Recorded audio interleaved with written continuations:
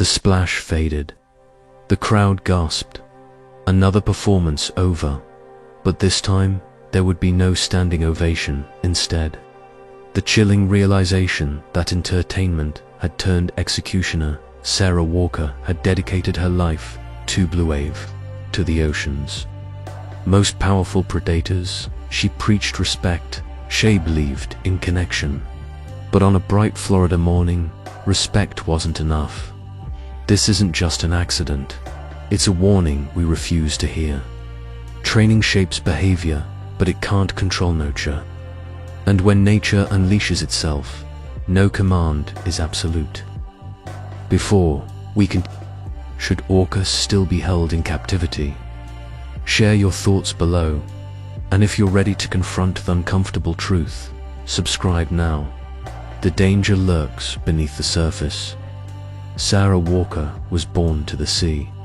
Growing up on the coast, the ocean was her playground, her sanctuary, her obsession.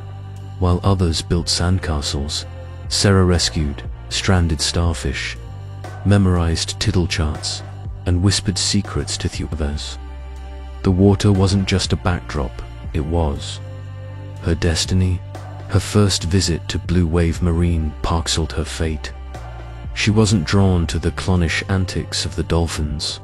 It waste orcas, massive, intelligent, misunderstood.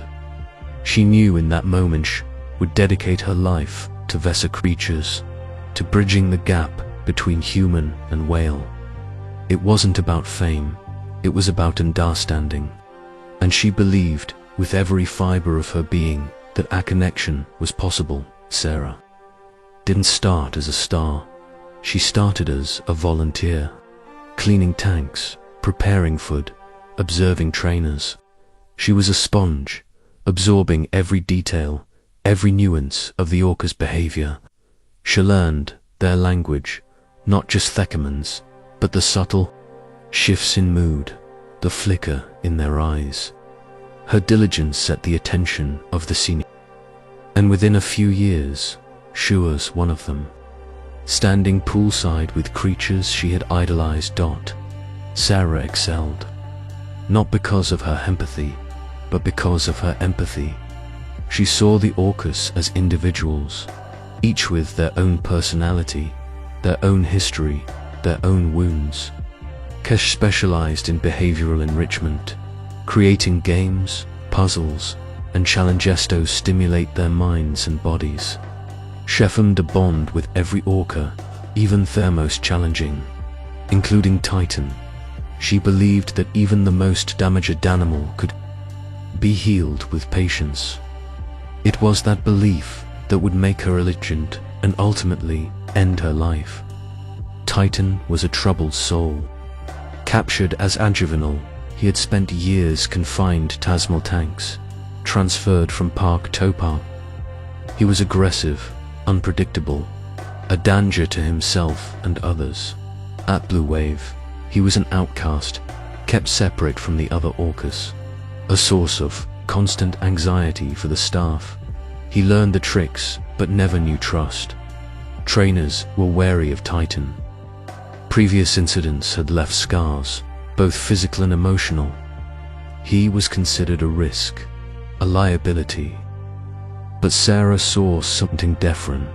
She saw the trauma, felonliness, the rage simmering beneath their surface. Where others saw a monster, she saw a victim.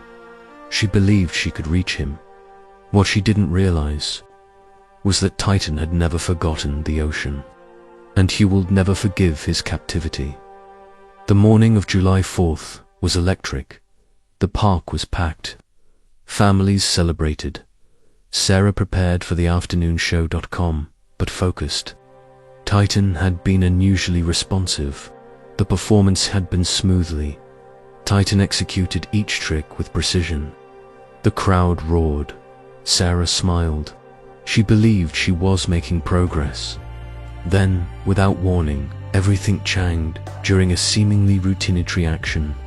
Titan lunged. Jaws clamped down on her leg. The crowd gasped. Some were thinking it was part of the act.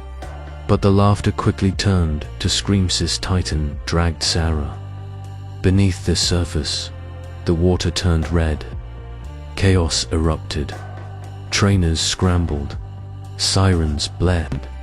But Titan refused to release her. He thrashed. He spun.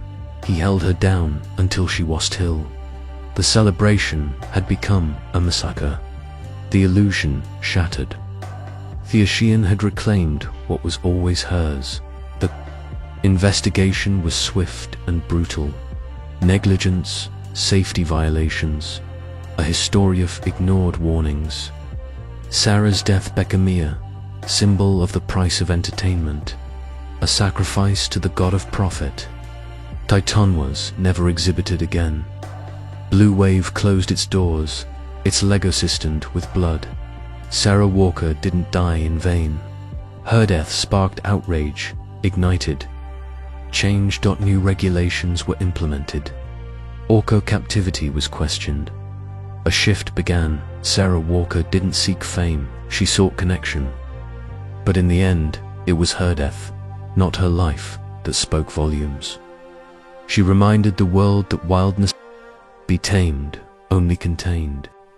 And sometimes the container breaks. What is the cost of exploiting the natural world? If this story resonated, speak out. Horrifying. Remember Sarah's name. Tell us what you think in the comments. Was this preventable?